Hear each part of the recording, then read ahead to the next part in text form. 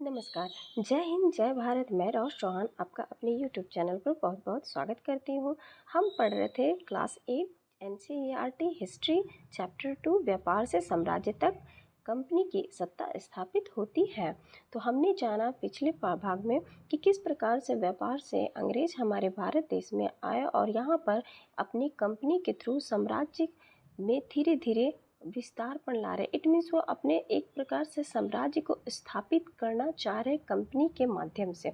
तो हम जानेंगे कि जब वो ऐसा कर रहे थे तो भारत के जो हमारे नवाब है उनको बिल्कुल भी पसंद नहीं आ रहा था। जैसे कि जब हमारे मुग़ल बादशाह औरंगज़ेब के जाने के बाद उनके जो नवाब थे उनसे रिलेटेड उनको यह जब पसंद नहीं आ रहा था, फॉर एग्ज़ाम्पल नवाब सिराजुद्दौला खान को, तो उनको यह काफ़ी ज़्यादा पता चलने लगा कि अब कंपनी कुछ ज़्यादा ही हमारे इंटरफेरेंस कर रही है, हमारे पर्सनल मामले में भी, यानी कि हमारे आपसी जो भी हमारा उसमें भी ये बेवजह आ रही हैं। तो जिनके लिए उन्होंने रोकने की कोशिश की, लेकिन अंग्रेज़ एक ज़रा सा भी उनकी नहीं सुने।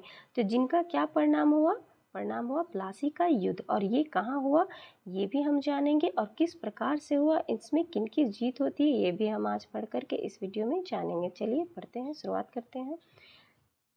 प्लासी का युद्ध। अब हम देखेंगे कि प्लासी का युद्ध होने के क्या कारण है और ये किस प्रकार से हुआ। तो सबसे पहले 1757 में, इट मीन्स 1756 में अलीवर्दीन खान की मृत्यु के बाद, यानी वो अब नहीं रहे तो किसी न किसी को तो नवाब बनना है, तो वो कौन बने? सिराजुद्दौला बने बंगाल के नवाब। अब जो ये सिराजुद्दौला बंगाल के नवाब बने तो ये एक ताकतवर थे। इट मीन्स बहुत ज़्यादा नहीं, लेकिन इनमें इतना ताकत था कि ये सही तरीके से अपने साम्राज्य को चला सकें। लेकिन ये पसंद नहीं आ रहे थे अंग्रेज़ों को। इट मीन्स ये कंपनी और उनसे रिलेटेड बिल्कुल भी पसंद नहीं आ रहे थे। रीज़न क्या था? रीज़न यही था क्योंकि वो अंग्रेज़ों के मुताबिक नहीं चल रहे थे। कौन? सिराजुद्दौला। क्योंकि वो अपने तरीके से अपने साम्राज्य को जैसा चलता आ रहा उसी अकॉर्डिंग वो चला रहे थे। लेकिन ये उनको नहीं चाहिए थे कंपनी को।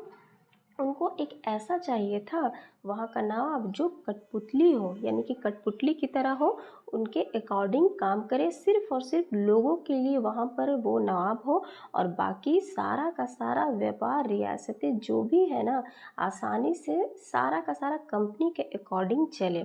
और ये ऐसा सिराजुद्दौला नहीं कर रहे थे। तो सिराजुद्दौला को वो चाहते थे। कौन चाहते थे? ये चाहते थे अंग्रेज कि हम इन्हें हटा करके एक ऐसा बंदा को रख ले जो हमारे अकॉर्डिंग काम करे, सिर्फ लोगों के लिए वहाँ पर वो नवाब रहे लेकिन वो काम हमारे लिए करे। तो इस प्रकार से सिराजुद्दौला को वो ना चाह करके वो चाहते थे कि अपने लिए एक बंदा नवाब ऐसा ढूंढे जो कठपुतली। अच्छा, ऐसा वो क्यों चाहते थे? ऐसा वो इसलिए चाहते थे, वो खुद भी तो बन सकते थे ना नवाब, लेकिन ऐसा नहीं होगा। क्या ऐसा सही होगा कि आज हमारे जैसा पीढ़ी दर पीढ़ी चले आ रहे हम इंडियंस के जो बादशाह या फिर जो भी नवाब बने हुए हैं, और अचानक कोई मतलब बाहर कंट्री से आकर के और डायरेक्ट बैठ जाए, राजा बन जाए, तो क्या वो सही रहेगा लोगों के लिए, आम जनता के लिए, या वहाँ के लिए इन्वायरमेंट में जो भी उन सब चीज़ के लिए क्या वो कंफर्टेबल रहेगा? बिल्कुल भी नहीं रहेगा। और ये बात अच्छे से जानते थे अंग्रेज़, इसीलिए वो चाहते थे कि जो जैसा चल रहा है यानी इंडियंसी रहे, और हमें तो उनको तो सिर्फ अपना फ़ायदा से काम था ना। उनके लिए तो मेन तो मोटिव ये था कि यहाँ आना, व्यापार करना और पैसे लेकर के अपने वापस लौट जाना देश को। लेकिन क्योंकि वो यहाँ पर रुक करके यहाँ का दिन रात का जो लोगों के बीच की समस्या है, क्योंकि आप नवाब बनोगे, आप साम्राज्य को चलाओगे, तो आपको नवाब बनने के बाद या फिर बादशाह जो भी आप बनो वहाँ के, तो आपको वो पूरा का पूरा साम्राज्य को देखना पड़ेगा। वहाँ के से रिलेटेड हर लोगों की समस्या, उनसे जुड़ी हर सुख दुख, छोटी बड़ी हर मामले, हर मतलब मसले को सुलझाना पड़ेगा। और ये सब तो इतनी मुसीबतें परेशानियाँ उठाना नहीं चाहते थे अंग्रेज। उनको तो सिर्फ फ़ायदा कमाना था अपने कंपनी के थ्रू। वो चाहते थे हमारे पैसे ले और सीधे निकल ले। बाकी क्या हुआ यहाँ, किसके लाइफ में क्या हो रहा है, उनको उनसे क्या रिलेटेड, उनको तो सिर्फ अपना फ़ायदा चाहिए था। इसलिए वो यहाँ के बनकर नवाब नहीं बनना चाहते थे। वो चाहते थे कोई इंडियन से, मतलब जो भी वहाँ का साम्राज्य हो, मुग़ल साम्राज्य में, कि मुग़ल काल का ही नवाब कोई हो, और हम लेकिन चले हमारे अकॉर्डिंग पे। लेकिन जो सिराजुद्दौला थे वो बार बार टांग अड़ा रहे थे इनके हर काम में, बिल्कुल भी पसंद नहीं करता। और जब इनको फील हुआ कि ये कुछ ज़्यादा ही मतलब हमारे आपसी रंजिश में अंग्रेज बार बार मतलब बार बार इंटरफेयर कर रहे हैं, नहीं जहाँ पर लगना चाहिए। जैसे कि सिराजुद्दौला ने हुक्म दिया कि फिर उनको लगने लगा कि ये कुछ ज़्यादा ही हमारे मतलब इंटरने आ रहे हैं, इंटरपर्सनल हो रहे हैं, तो उन्होंने फिर यह कंपनी को अपना राज्य के राजनीतिक मामलों में टांग अड़ाने से बंद कर दिया कि आप लोग जो हमारे अंदर इंटरनली राजनीतिक मामलों में भी आ रहे हैं तो आप लोग को आने की ज़रूरत नहीं है। लेकिन किलाबंदी पे रोक लगाया, फिर बाकायदा राजस्व चुकाया। ऐसा क्यों किया? क्योंकि वो बात नहीं सुन रहे थे, सिराजुद्दौला नवाब की बात नहीं सुन रहे थे, तो उनके लिए इनको कुछ न कुछ तो अपने तरफ से लेना था ना। ये अपने तरफ से जो भी लेना था कि आप हमारी बात नहीं चलोगे, हमारे अकॉर्डिंग नहीं चलोगे, तो फिर हम तो भाई अपना तरीके से काम करेंगे ही ना। तो उन्होंने क्या किया कि उन्होंने जब दोनों पक्षों हटाने के लिए तैयार नहीं हुए थे तो उन्होंने 30,000 सिपाहियों के साथ जो अपना चले गए कहाँ, कासिम बाज़ार चले गए। और वहाँ पर जो इंग्लिश फैक्ट्री जो था ना उसको, उस पर इन्होंने हमला बोल दिया। किन्होंने हमला बोल दिया? सिराजुद्दौला ने हमला बोल दिया। और उन्होंने कंपनी के अफसरों को भी गिरफ्तार कर लिया और साथ ही साथ उनका जो गोदाम था उनमें उन्होंने ताला लगा दिया। अंग्रेज़ों की इतना ही नहीं किया, उन्होंने अंग्रेज़ों के हथियार भी छीने। अंग्रेज़ को जहाँ जहाँ से आता था और जाने का जो एक मार्ग था उनका समुद्री, उन पर भी इन्होंने रोक लगा दिया, है ना। इतने सारे काम इन्होंने किए सिराजुद्दौला इसलिए क्योंकि वो उनको लगने लगा कि अब ब्रिटिश जो है वो हमारे हर लाइफ से रिलेटेड हर चीज़ में क्यों घुस रहे हैं। इतना नहीं, क्योंकि उनको तो सिर्फ नॉर्मल अपना कंपनी और अपना व्यापार चलाना था, लेकिन उनको देख रहे कि ये धीरे धीरे बढ़ते ही जा रहे हैं, तो इनको सही नहीं लगने लगा, इसलिए उन्होंने ये सब कार्य को करने लगा। और साथ ही साथ नवाब ने कंपनी के कोलकाता जहाँ पर उन्होंने कोलकाता में मेन जो अपना कंपनी स्थित किया था वहाँ पर इन्होंने किले पर कब्जे लगाना मतलब के लिए वो रुक कर गया। वहाँ पर किले को कब्जे करने के लिए वो निकल चुके। कहाँ पर? कोलकाता। तो कोलकाता जब हाथ से जाने की खबर जब मद्रास में तैनात कंपनियों के अफसरों को पता चला, अब ये इतना कार्य कर रहे हैं तो ऐसा तो नहीं है कि सेकंड पर्सन शांत बैठेगा। अब उनको भी तो खतरा लग रहा है ना, कंपनी के अफसर हो या कंपनी से रिलेटेड, अब उनको भी लग रहा है कि ये बंदा ज़्यादा कर रहा है तो हमें भी कुछ न कुछ एक्शन लेना चाहिए। तो उन्होंने क्या किया, मद्रास से एक अपने अफसर्स कौन थे? Robert Clive. कौन थे? Robert Clive. रॉबर्ट क्लाइव कौन थे? यहाँ पर एक फिगर दिया हुआ है, आप इस फिगर को ध्यान से देखिए, यह है रॉबर्ट क्लाइव। इन फिगर को ध्यान से देख लीजिए क्योंकि ये मेन है, समझिए प्लासी का युद्ध का क्या अंतिम हुआ इसके लिए। इसलिए इस बंदे ने क्या किया कि ये अब जब इन तक न्यूज़ पहुंचा कि ऐसा ऐसा खबर है तो वो वहाँ पर आ पहुँचे। और इन्होंने आने के बाद यहाँ पर वो कहाँ से आए? वो डायरेक्ट मद्रास से आए। और मद्रास से आने के बाद रॉबर्ट क्लाइव ने अपने नेतृत्व में सेना को रवाना कर दिया और नौसेना बेड़े की मदद से वो मतलब आगे की ओर बढ़ चुके हैं। अब देखिए क्या होता है, नवाब के साथ लंबे समय तक सौदेबाजी चली। ऐसा नहीं कि डायरेक्ट युद्ध हो जाए, पहले भी ऐसा होता नहीं था कि किसी भी टॉपिक को लेकर के यदि प्रॉब्लम्स हो रही है या फिर किसी भी विषय से लेकर के कुछ मुद्दा आया और उनसे एक दूसरे से तालमेल करने की कोशिश की जाती थी, शर्त रखी जाती थी, सौदेबाजी की जाती थी लंबे समय तक, कभी कभी समय भी इसके लिए लंबा जाता था। तो इसके लिए भी इन्होंने पूरा टाइम दिया। लेकिन ये नहीं, उन्होंने कुछ भी अंग्रेज़ एकदम ज़रा से इनकी भी बात नहीं सुनी। सिराजुद्दौला खान की ज़रा सा भी उनके द्वारा जो भी उनकी बातें थी उनको अनदेखा कर दिए। तो इसके लिए रॉबर्ट आखिरकार 1757 में रॉबर्ट क्लाइव ने प्लासी के मैदान में सिराजुद्दौला के खिलाफ कंपनी की सेना का नेतृत्व कर दिया। तो लीजिए अब हो गया, प्लासी का युद्ध के लिए मैदान में खड़े हो गए जनाब कि चलिए भाई आप नहीं सुनोगे और आपका यदि युद्ध ही है एक परिणाम तो चलिए ये भी इसके लिए भी तैयार है। लेकिन ये कब हुआ? ये प्लासी का युद्ध, ये देखिए 1757 में रॉबर्ट क्लाइव ने किया और प्लासी ही में किया, ठीक है। तो नवाब सिराजुद्दौला की हार का एक बड़ा कारण था, क्या हो गया लास्ट में? सिराजुद्दौला हार गए। तो ऐसा क्या हो गया कि रॉबर्ट क्लाइव कितने ताकतवर थे कि जो आए यहाँ पर और सीधा लड़े काफ़ी समय कुछ रखे और उसके बाद सिराजुद्दौला को उन्होंने हरा दिया? ऐसा कुछ भी नहीं था, क्योंकि रीज़न यही होता है पुराने समय में मुग़ल साम्राज्य में देखिए या किसी भी साम्राज्य में, तो इंडियंस का हारने का सबसे मेन जो मोटिव होता है या फिर मेन रीज़न यही होता है कि खुद का ही, बोलते हैं ना कि अपना ही घर का मतलब ही भेदी लंका ढाए, वही हाल हो जाता है कि खुद का ही घर में ही वो चीज़ छिपा बंदा हो तो फिर आपका हर भेद बता दिया जाए तो फिर आप जियो कैसे, मतलब जीतोगे कैसे। तो यही चीज़ इसमें देखिए क्या हो, सिराजुद्दौला खान के एक सेनापति थे जो बहुत ही अच्छे, मतलब क्योंकि सेनापति है तो बहुत बड़े एक मीर जाफ़र सेनापति थे, ठीक। कौन थे सेनापति? तो मीर जाफ़र थे। तो तो मीर जाफ़र ने युद्ध करने से इनकार कर दिया। अब जब उन्होंने युद्ध में से इनकार कर दिया तो इट मीन्स ये तो नहीं कि वो सिंगल अपना इनकार कर दे, उनसे जुड़े रिलेटेड बहुत सारे उस युद्ध में सेनाएँ होती हैं, बहुत सारे वहाँ पर मतलब अच्छी खासी सेनाएँ इन लोग के हाथों में टुकड़ियाँ होती थी ना, बहुत बहुत मात्रा में। तो जब वो एक सेना का टुकड़ियाँ ही आपका कम हो जाएगा और जो मेन जिस पर आप लोग मिलकर 2-3 ग्रुप मिल कर के वो कम हो जाए तो ऑब्वियसली वो टूटता ही नहीं। कहते हैं ना कि एकता में शक्ति होती है, एकता हटने के बाद फिर वो शक्ति भी कमज़ोर पड़ जाती है। बिल्कुल यही हाल हो गया। अब जब मीर जाफ़र ने ही पीछे इनकार कर दिया पैर को, युद्ध में लेने से हिस्सा मना कर दिया। क्यों मना किया? क्योंकि अंग्रेज़ उनको लालच दे चुके थे। किस बात का लालच दे चुके थे कि सिराजुद्दौला जब मर जाएगा, वो हट जाएगा, तो उनके जगह पे नवाब किनको बना दिया जाएगा? मीर जाफ़र को। आपको नवाब बना दिया जाएगा, इसलिए आप उनका साथ न दें। तो जिस लालच में आकर के सोचा कि चलो मैं नवाब बन जाऊँगा, तो उनका साथ नहीं दिया, जिसके कारण सिराजुद्दौला हार चुके और फिर बाद में उनको मार दिया गया। और यहाँ पर एक और पॉइंट आपके लिए आता है कि ये प्लासी का जंग इसलिए महत्वपूर्ण माना जाता है क्योंकि भारत में यह कंपनी का बहुत एक तरह से कंपनी की तरफ से देखेंगे तो ये पहली बहुत बड़ी उनके लिए जीत थी, क्योंकि वो तो जीत गए थे। क्योंकि प्लासी की जंग में जब सिराजुद्दौला मारा गया तो उनके लिए भी ये शासन जिम्मेदारी संभालने के लिए अब तो कोई बहुत बड़ा कोई ऐसा शासक नहीं रहा, तो इसका मूल उद्देश्य व्यापार को फैलाना था, जो कि अब वो करेंगे। और साथ ही साथ स्थानीय जो भी शासकों की मदद से के बिना भी वो लड़ाई अपने लिए लड़ेंगे।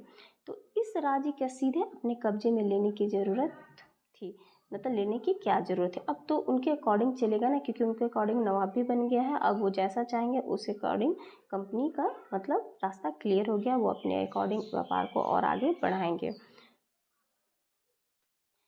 लेकिन जल्दी ही क्या हुआ कि एक ऐसा कंपनी को फील होने लगा कुछ समय के बाद कि ये जो उनका कठपुतली नवाब था मीर कासिम, वो उनके अकॉर्डिंग नहीं काम कर रहा। कुछ कुछ जगह पर वो भी अड़कन पैदा कर रहा। तो ऐसा क्यों? क्योंकि देखिए उनके ऊपर भी जिम्मेदारी हो जाती है ना अपने साम्राज्य सरबुता। अब वो डायरेक्टली पूरा का पूरा कंपनी के अकॉर्डिंग चलेगा तो फिर लोगों को भी तो पसंद है, क्योंकि लोगों का जिम्मेदारी भी एक तरफ से उसके कंधे पे है ना नवाब बनने के बाद। तो वो तो एक तरह से सीधे एक को नहीं देखेगा ना, दोनों को बैलेंस बना के चलना होगा ना। लेकिन ये बैलेंसिंग उनको पसंद नहीं आई। किनको पसंद नहीं? कंपनी वालों को पसंद नहीं आई कि ये अपने अकॉर्डिंग नवाब बन गया, हमारे कठपुतली। हम चाहते थे कि बिल्कुल भी दिमाग न लगे, लेकिन थोड़ा बहुत तो करता। तो इसलिए उनके लिए ये थोड़ा सा रास्ता भी थोड़ा आसान, इतना ज़्यादा रास्ता आसान नहीं हुआ कि हमने इसको बना दिया जैसा चाहे वैसा। तो फिर बताइए अब कंपनी क्या करती? जब ऐसा होने लगा तो कंपनी क्या करती कि मीर जाफ़र भी अपनी कंपनी का विरोध करने लगा था। वो भी कंपनी की तरफ से विरोध करने लगा। मीर कासिम को नवाब बना दिया गया। तो फिर अब इन लोगों ने क्या किया कि उसको हटाने का कोशिश किया गया, क्योंकि मीर जाफ़र को, कि चलो अब इसको हटाया जाए और उसे हटा करके मीर कासिम को नवाब बना दिया जाए। तो अब उन लोगों ने क्या किया, इसे मीर जाफ़र को हटा करके मीर कासिम को नवाब बना दिया गया। अब मीर कासिम परेशान करने लगे तो फिर बक्सर की लड़ाई होगी। देखिए फिर वही बात हो गई। आखिरकार जो नवाब बनेगा उसको तो सब चीज़ देखना है ना, अपना एरिया भी देखना है, उनको भी देखना है। अब ऐसा नहीं कि सारा फ़ायदा उनको दे दो और खुद डूब जाए, तो खुद को भी तो देखना है ना।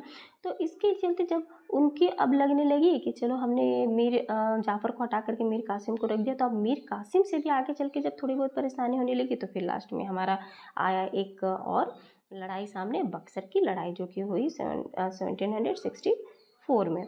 तो अब उसको भी हराना पड़ा। किसे? अंग्रेज़ों को हराना पड़ा। इससे बंगाल से बाहर कर दिया गया और मीर जाफ़र को दोबारा नवाब बनाया गया।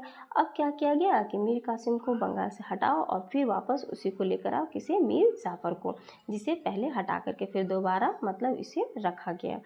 अब नवाब को हर महीने 5 लाख रुपए कंपनी को चुकाने थे। अब देखिए ये अपने तरफ से भी कुछ कुछ चीज़ रखने लगे कि अब आपको बना है तो फ्री पॉकेट में तो नहीं बनाएंगे, उसके चक्कर में उसके बदले में भी हमें भी कुछ प्रॉफिट चाहिए ना।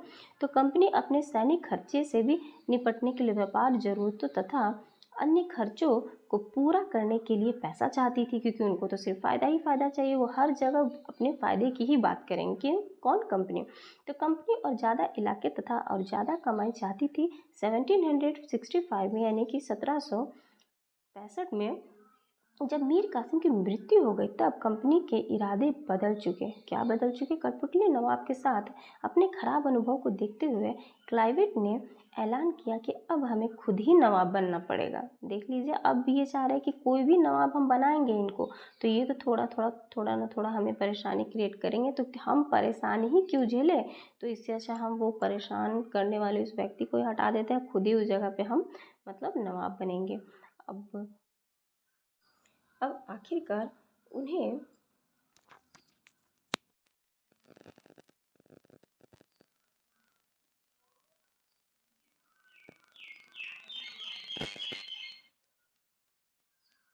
आखिरकार 1765 में, इट मीन 1765 में मुगल साम्राज्य ने कंपनी को ही बंगाल प्रांत का दीवाना नियुक्त कर दिया।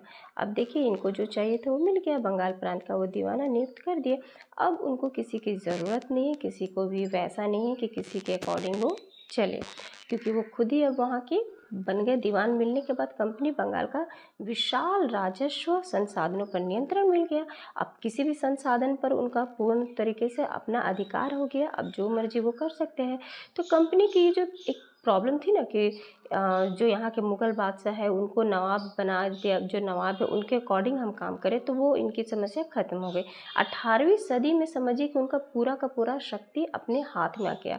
18वीं सदी में जो कंपनी थी, अंग्रेज़ जो थे, वो सारा का सारा भारत उनके अकॉर्डिंग में आ गया। अब उनके अकॉर्डिंग अब चलेगा, है ना, भारत में हर व्यापार, हर नियंत्रण, हर जो भी डिसीजन होंगे। तो 18वीं सदी की शुरुआत में ही भारत के साथ उसका व्यापार बढ़ता जा रहा था, क्योंकि इनका प्रॉफिट होने लगा। अब वो अपने अकॉर्डिंग कंपनी के थ्रू चला रहे हैं, अपनी हर वो ज़रूरत की चीज़ें जैसा उनको चाहिए, जिस प्रकार से चाहिए वो करने लगे। लेकिन इसमें एक चीज़ और थी कि वहाँ से क्या बोलते हैं, इंग्लैंड से ब्रिटेन से लाए गए सोने और चांदी, वहाँ से जैसे इनका क्या आता था व्यापार में कि यहाँ से कुछ मसाले या कपड़े जो भी लेके जाते थे, सूती जो कपड़े इनको भेजा जाता था कंपनी के थ्रू, तो वहाँ से भी सोने और चांदी आते थे भारत में, और इस तरीके से मतलब चलता था व्यापार। लेकिन अब जब ये 18वीं सदी में खुद का अपना दीवान नियुक्त जब ये हो गया बंगाल प्रांत के, और ये बन गए, यहाँ का हर चीज़ इनके हाथ में आ गया, कंपनी के हाथ में आ गया, तो अब इनका कहना है कि अब हमें इस चीज़ की ज़रूरत नहीं है, सोने और चांदी वहाँ से लाने की भी ज़रूरत नहीं है। ऐसा इसलिए ज़रूरत नहीं है क्योंकि प्लासी के जंग के बाद ब्रिटेन से सोने की निकासी कम होने लगी, और बंगाल के दीवाना मिलने के बाद तो समझिए कि सोना लाने की ज़रूरत ही नहीं रही। क्यों? क्योंकि भारत से आमदनी इतनी ही होने लगी ना कंपनी को कि वो उसी से उनका खर्चा चलने लगा, है ना। तो और भारत में सूती और रेशमी कपड़ा खरीदी जा सकती थी। अपनी फ़ौज के लिए अपनी फ़ौज भी ये बना सकते थे, किलेबंदी के लिए भी, दफ्तरों का भी निर्माण, इन सब जो भी लागत लगती वो सब अपने आप ही ये उन पैसों से, भारत की ही पैसों से यहाँ पर रह कर के वो अपना काम कर सकते थे। इसलिए उन्हें ज़रूरत नहीं लगी कि हम ब्रिटेन से कुछ भी सामान यहाँ पर मंगाएं, वो यहीं का खर्चा से यहीं का काम करने लगे। यहाँ पर माय फ्रेंड्स, यहाँ ऊपर में एक शब्द दिया गया है, वो भी हम पढ़ लेते हैं, जानते हैं। ये एक फिगर दिया हुआ था आपको, जो उस वक्त ये महान्यायालय हुआ करता था कक्ष, East India House, Leadenhall Street का। ईस्ट इंडिया कंपनी के जो भी यहाँ पर प्रपोजल या भी जो भी प्रोपराइट्स जो भी होते थे लंदन से स्थित, तो लेडन हॉल स्ट्रीट पर यहाँ ईस्ट इंडिया हाउस में ही बैठकें होती थी। और यहाँ पर वही सी का यहाँ पर आपको फिगर दिया हुआ, हमने फिगर के माध्यम से देखा, सिराजुद्दौला को भी देखा। ये देखिए सिराजुद्दौला का यहाँ पर हमारा इमेज है, जिनकी मृत्यु हो गई थी प्लासी के युद्ध में। और क्यों हो गई थी? क्योंकि उन्हीं के अपने ही एक सेनापति के कारण हो गए थे, जो युद्ध में भाग लेने से मना कर दिए थे। अगला जो यहाँ पर संपन्नता का आश्वासन ये दिया गया है रॉबर्ट क्लाइव के थ्रू, अपने लिए वो अपनी कंपनी ईस्ट इंडिया कंपनी की तरफ से भेजा गया है। वहाँ का ये आपको यहाँ पर मतलब पत्र मिलता है। साथ ही साथ एक और वर्ड्स दिया हुआ माय फ्रेंड्स, यहाँ पर है प्लासी का युद्ध। जो सबसे इम्पोर्टेंट तो यही फैक्ट है ना कि प्लासी का युद्ध, इसको प्लासी का युद्ध का नाम क्यों रखा गया है, तो यहाँ देखिए बताया गया है क्योंकि प्लासी पहले जो था उसको नाम को बिगाड़ दिया गया है। पहले इसका जो नाम था, एक्चुअल नाम इसका प्लासी नहीं था, एक्चुअल नाम इसका था पलाशी, है ना।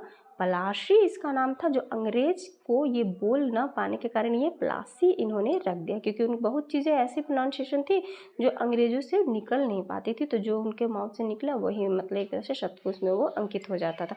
तो उन्होंने इस नाम को बिगाड़ा तो नाम प्लासी रखा गया।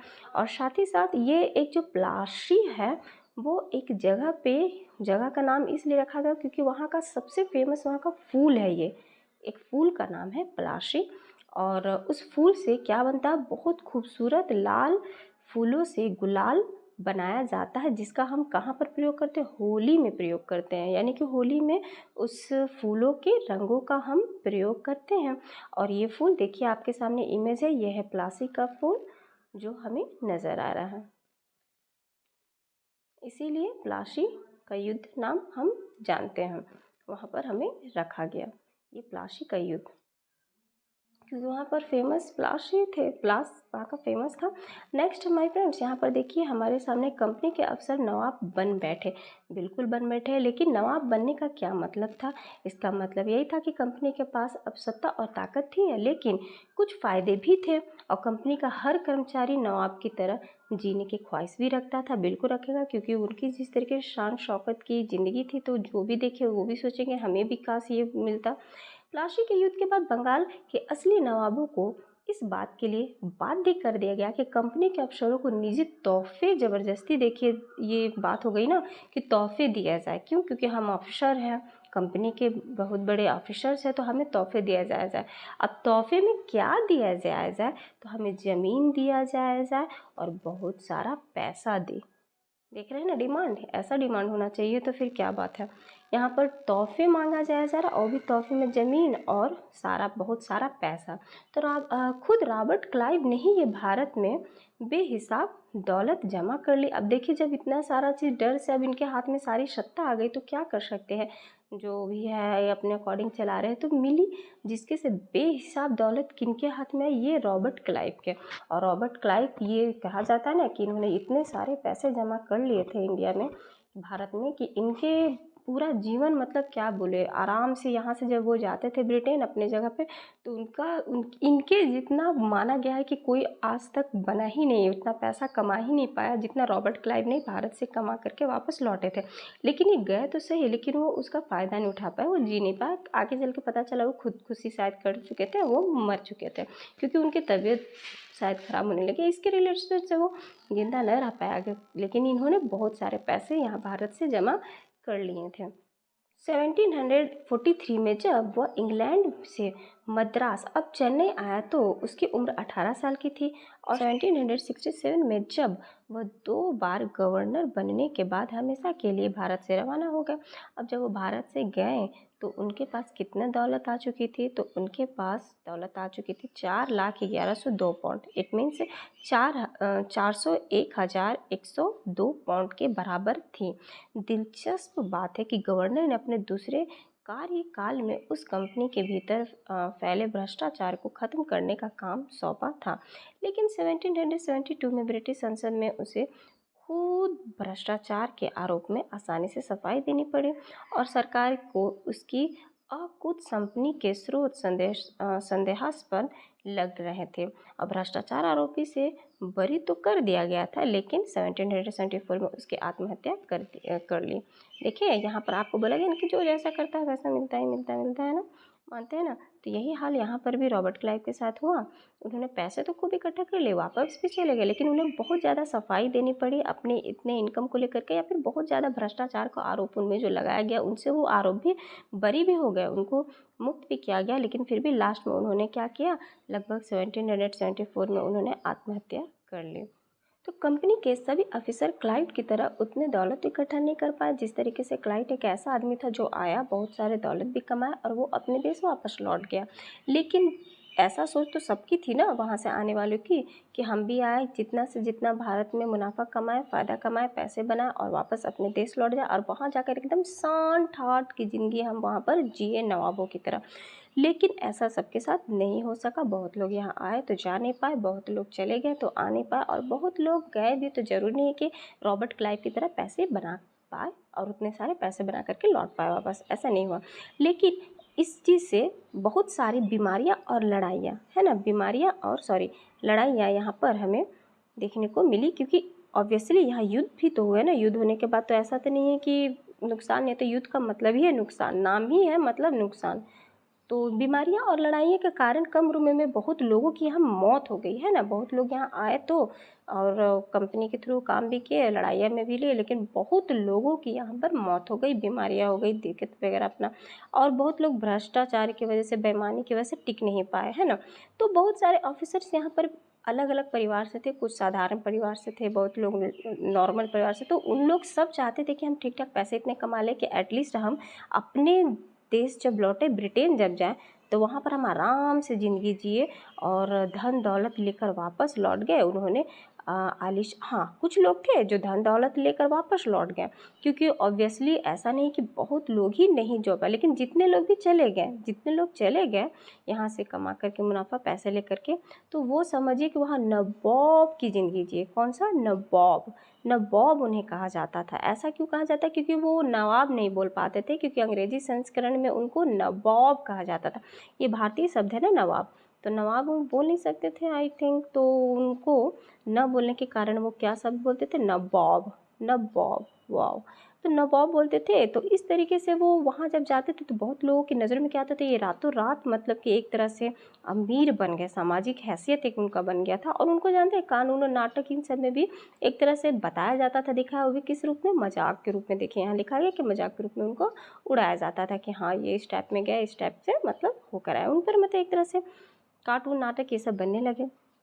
आगे चलते हैं माय फ्रेंड्स, कंपनी का फैलता शासन। अब कंपनी किस प्रकार से अपने शासन को फैलाव में ला रही थी वो हम जानेंगे। यदि हम 1757 से 1857 तक, है ना, यानी कि 1757 से लेकर 1857 के बीच ईस्ट इंडिया कंपनी के द्वारा भारतीय राज्यों पर कब्जे की प्रक्रिया को देखेंगे, तो महत्वपूर्ण बातें हमारे सामने क्या क्या आएंगी। यहाँ पर आएंगे, अनजान इलाके में कंपनी को सीधे सैनिक हमला प्राय नहीं किया गया था, है ना। ऐसा नहीं कि कंपनी डायरेक्ट सैनिक हमला बोल दी गई। उसने किसी भी भारतीय रियासत की अधिग्रहण करने से पहले विभिन्न राजनीतिक, आर्थिक और कूटनीतिक यानी कि कूटनीतिक संसाधनों का भी इस्तेमाल किया। सारी चीज़ें करने के बाद किसी भी लड़ाई को अंतिम, देखिए युद्ध का मतलब ये होता है एंड, इसके बाद कुछ नहीं। और युद्ध होना यानी कि मतलब महाविनाश। तो उससे पहले हर कोशिश जो भी की जानी चाहिए, दोनों अपने पक्ष करते हैं, जब ना होने पर लास्ट में होता है। तो बक्सर की लड़ाई भी जो हुई थी 1764 में, उसके बाद कंपनी ने भारतीय रियासतों में रेजिडेंट तैनात कर दिया। क्या तैनात किया? रेजिडेंट। तो ये कंपनी राजनीतिक और व्यावसायिक जो प्रतिनिधित्व थे, उसका काम कंपनी के हितों की रक्षा करना था और उन्हें आगे बढ़ाना था रेसिडेंट के माध्यम से। तो कंपनी अधिकार भारतीय राज्यों को भीतरे मामले में दखल न देने के लिए कर रही थी कि भारतीय लोग अपने हमारे मामले में न दखल अंदाज करें, और हमारा जो अगला जो राजा कौन होगा, किस पद पर होगा, किसको बैठाना चाहिए और किस प्रकार से किन चीज़ों पे भी कंपनी के अफसर ही तय करेंगे। यानी कि भारतीयों का एक जरा सा भी हस्तक्षेप ये अपने मामलों में बिल्कुल भी नहीं चाहते थे। जैसे कि हमारे मामले में वो दे रहे थे, लेकिन उनके मामले में हमारा किसी भी भारतीय को कोई भी चाहते थे कि नहीं हस्तक्षेप हो, वो सिर्फ और सिर्फ अपने तरीके से काम करना चाहते थे। कई बार कंपनी की रियासतों में सहायक संधि भी हुई कि चलो संधि के बाद, लेकिन रियासत इस बंदोबस्त को मान नहीं लेती थी और अपना स्वतंत्र सेना रखने के अधिकार रखती थी, लेकिन वो नहीं थी, है ना, क्योंकि अपनी स्वतंत्र सेनाएं रखने का अधिकार नहीं रहता था, क्योंकि ऑब्वियसली सेना सिर्फ उनकी नहीं मिक्सअप होगी, उसे कंपनी की तरफ से सुरक्षा भी दी जाती थी। और सहायक सेना का रख रखाव के लिए एक कंपनी को पैसा देती थी। तो अब सहायक सेना पर बात आई है ना। तो अगर भारतीय शासन रकम अदा करने में चूक जाते हैं तो जुर्माने के तौर पर उसका इलाका कंपनी अपने कब्जे में ले लेती। और उदाहरण के लिए जब रिचर्ड वेलेची गवर्नर जनरल, जो कि 1798 से 1805 तक यानी 805 तक था, उस समय अवध के नवाब थे। अवध के नवाब को 1801 में अपना आधा इलाका कंपनी को सौंपने के लिए मजबूर किया गया। और क्योंकि नवाब सहायक सेना के लिए पैसा अदा करने में चूक गए थे, इसी आधार पर हैदराबाद के भी कई इलाकों को छीन लिया गया। तो ये देखिए कितना कहाँ से कहाँ कितना ज़्यादा बढ़ गया। और यहाँ पर इमेजेस भी आपको दिए हुए हैं कि अपने बेटों और ब्रिटिश रेजिडेंट के साथ खड़े नवाब शुजाउद्दौला टीली कैटल द्वारा बनाया गया ये चित्र है, जो कि 1772 का है, 1772 का है। बक्सर की लड़ाई के बाद हुई संधियों के फलस्वरूप नवाज शुजाउद्दौला के ज़्यादातर अधिकार छीन लिए गए थे, और लेकिन यहाँ का रेजिडेंट जो सामने अपने चित्र परिचित शाही शान और शौकत के साथ दिखाई दे रहे हैं।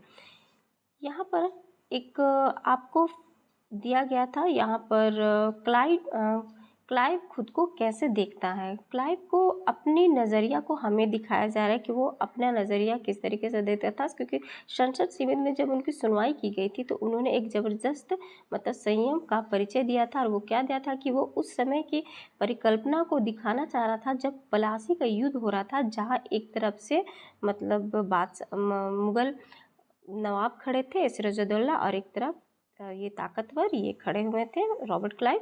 तो वो बता रहे हैं कि सोचिए कि वो समय कैसा होगा मंजर मेरे लिए जब मैं जीत चुका प्लासी का युद्ध, जीतने के बाद मैं एक ताकतवर राजा के रूप में वहाँ पर शासन किया, और उस समय मेरी संपन्न शहर मेरी दया पर थी। जितना भी वहाँ का सारा संपन्न शहर मेरी इशारों मेरी दया पर थी। मेरे सबसे दौलतमंद महाजन मेरी एक एक मुस्कुराहट के लिए एक दूसरे के गिरेबान खींच रहे थे। मैं ऐसे खजाने के बीच से गुजर रहा था जो सिर्फ मेरे लिए खुले हुए थे। एक तरफ सोना और दूसरी तरफ जवाहरात थे। अध्यक्ष महोदय, मैं अपने संयम को देखकर खुद हैरान हूँ। देख रहे हैं ना, ऐसी लाइफ हो तो फिर क्या कहना। तो चलिए हम आगे बढ़ते हैं मेरे फ्रेंड्स। यहाँ पर देखिए टीपू सुल्तान के शेर मैसूर हम पढ़ते हैं। जब कंपनी को अपने राजनीतिक और आर्थिक हितों पर खतरा दिखाई दिया तो कंपनी ने प्रत्येक सैनिक टकराव का रास्ता भी अपनाया। दक्षिण भारतीय राज्य मैसूर के उदाहरण से हम इस बात को समझ सकते हैं। हैदर अली शासनकाल 1761 से 1782 और उसके विख्यात पुत्र टीपू सुल्तान शासनकाल उनका रहा 1782 से 1799 तक। जैसे शक्तिशाली शासकों के नेतृत्व में मैसूर काफ़ी ताकतवर हो चुका था। मालाबार तट पर होने वाले व्यापार मैसूर रियासतों के नियंत्रण में था, जहां कंपनी काली मिर्च और इलायची खरीदती थी। यहाँ पर बताया जा रहा शक्तिशाली जैसे राजा, इस प्रकार के टीपू सुल्तान जैसे शक्तिशाली जो राजा शासक थे वहाँ का नेतृत्व कर रहे थे। मैसूर काफ़ी ताकतवर हो चुका था। मालाबार तट पर होने वाले व्यापार मैसूर रियासत के नियंत्रण में था।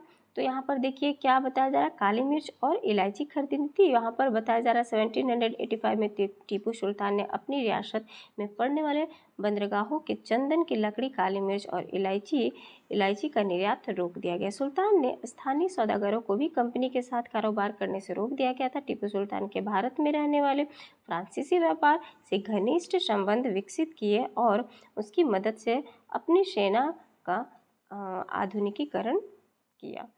तो ये टीपू सुल्तान के द्वारा उनका इन्फॉर्मेशन यहाँ से किस प्रकार से देखिए। अब आगे धीरे धीरे विस्तारपूर्ण बढ़ता जा रहा है व्यापार किनका, ब्रिटिश शासन का, और वो अपना फैलाव करती ही जा रही है, निरंतर करती जा रही है। यहाँ पर फ्रांसीसी व्यापारी के साथ भी उनका घनिष्ठ संबंध बताया जा रहा है जो विकसित हुआ, जो आगे चल के सेना में मदद किया किनके, टीपू सुल्तान के। तो यहाँ पर आगे टीपू सुल्तान के बेटों को बंधक के रूप में कार्नवालिस के सामने पेश किया जा रहा है और डेनियल आर्म द्वारा चित्र यहाँ पर हमें प्रस्तुत किए जा रहे हैं। कंपनी की फौजी को हैदर अली और टीपू सुल्तान को कई बार युद्ध में हराया गया था, और लेकिन 1700 यानी कि 1792 में मराठों, हैदराबाद के निज़ाम और कंपनी की संयुक्त फौज के हमले से टीपू सुल्तान को अंग्रेजों से सीधी करनी पड़ी, यानी कि संधि करनी पड़ी। इस संधि के तहत उनके 2 बेटों को अंग्रेजों ने बंधक के रूप में अपने पास रखा था। ब्रिटिश चित्रकारों को ऐसे दृश्यों की तस्वीरें बनाने में मज़ा आता था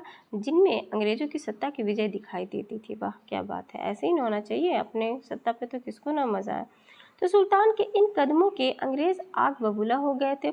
उन्हें हैदर अली और टीपू सुल्तान बहुत महत्वाकांक्षी, घमंडी और खतरनाक दिखाई देने लगे। क्यों? क्योंकि वो इनके अकॉर्डिंग नहीं, और प्लस वो इनके जो कहते हैं ना दुश्मन का दुश्मन दोस्त हुआ, वही हाल है कि वो उन्होंने फ्रांसीसियों का भी एक तरह से थोड़ी सहायता ली, तो ये इनको तो बिल्कुल भी पसंद नहीं आया ना। अंग्रेज़ों को लगता था कि ऐसे राजा को नियंत्रण करना और कुचलना ज़रूरी है, यानी कि उनको एक ज़रा सा भी अपने अकॉर्डिंग चलने वाले राजा नहीं चाहिए थे भारत में। यदि ऐसा कोई रहे तो सीधा इनका कहना है उसे हटा दिया जाए, यानी कि मार दिया जाए। फलस्वरूप मैसूर के साथ अंग्रेज की 4 बार जंग हुई ना। मैसूर में भी इन्होंने 4 बार जंग की, और ये जंग के देखिए यहाँ पर आपको दिया है 1767 से 69 तक, 1780 से 84, 90 से 92, यहाँ 99 तक, ये चारों। और श्रीरंगपट्टम के आखिरी जंग में कंपनी की सफलता मिल गई। बताइए लास्ट में फाइनली जीत के अपनी राजधानी की रक्षा करते हुए टीपू सुल्तान मारे गए और मैसूर का राजकाज पुराने वोडियार राजवंश के हाथों में सौंप दिया गया। इसके साथ ही मैसूर पर भी सहायक संधि थोप दी गई। अब आगे क्या होता है, और ये आगे टीपू की कहानी देखिए दिया गया है यहाँ पर कि राजाओं की छवि अक्सर जनश्रुतियों से भी बनती थी। प्रचलित किस्सों में उनकी ताकत का खूब यशगान किया जाता था। बिल्कुल ये तो बात सही है। 1782 में मैसूर के राजा बने टीपू सुल्तान के बारे में कहा जाता है कि एक बार वे अपने फ्रांसीसी दोस्त के साथ जंगल में शिकार खेलने गए थे। वहाँ वो एक शेर उनके सामने आ गया। उनकी बंदूक ने मौके पर साथ नहीं दिया और कटार भी जमीन पर गिर गई। फिर भी टीपू ने निहत्थे ही शेर का मुकाबला किया और आखिरकार कटार उठा ली। अंत में उन्होंने शेर को मार गिराया। इसी के बाद से उन्हें शेर मैसूर कहा जाने लगा था। उनके राजसी झंडे पर भी शेर की तस्वीर होती है। अब पता चला कि शेर मैसूर क्यों कहा गया इस टॉपिक को, क्योंकि टीपू सुल्तान शेर मैसूर थे, क्योंकि उन्होंने शेर को मार गिराया था और मैसूर के थे, इसीलिए इनको टीपू सुल्तान को शेर मैसूर कहा जाता है। ये भी क्वेश्चन किया जाए टीपू सुल्तान को शेर मैसूर क्यों कहा जाता है, तो ये रीज़न हमें पता चल गया, क्योंकि उन्होंने शेर को मारा था और ये मैसूर के बहुत बड़े मतलब वहाँ के सुल्तान थे। तो ये देखिए यहाँ पर फिगर भी दिया गया है टीपू का खिलौना शेर। देखिए फिगर के थ्रू बताया जा रहा है। ये टीपू के एक विशालकाय मशीन खिलौने की तस्वीर है। इसमें यह नकली शेर एक यूरोपीय सिपाही को दबाए हुए है। जब इसका हैंडल घुमाया जाता है तो नकली शेर दहाड़ता था और सिपाही के भीतर से चीख की आवाज़ें आती थी। अब यह खिलौना शेर लंदन स्थित विक्टोरिया एंड एल्बर्ट म्यूजियम में रखा है। 4 मई 1799 को जब अपनी राजधानी श्रीरंगपट्टनम की रक्षा करते हुए टीपू सुल्तान की मृत्यु हो गई थी, तो अंग्रेज इस खिलौने को भी अपने साथ ले गए। वाह, बहुत सारे चीज़ें तो ये अंग्रेजी अपने साथ ही लेके चले गए। नेक्स्ट हम पढ़ेंगे माय फ्रेंड्स मराठों से लड़ाई। किस प्रकार से अब मराठों तक ये आप पहुँचे। धीरे धीरे देख रहे हैं इनका विस्तार कितना बढ़ता जा रहा है कंपनी का।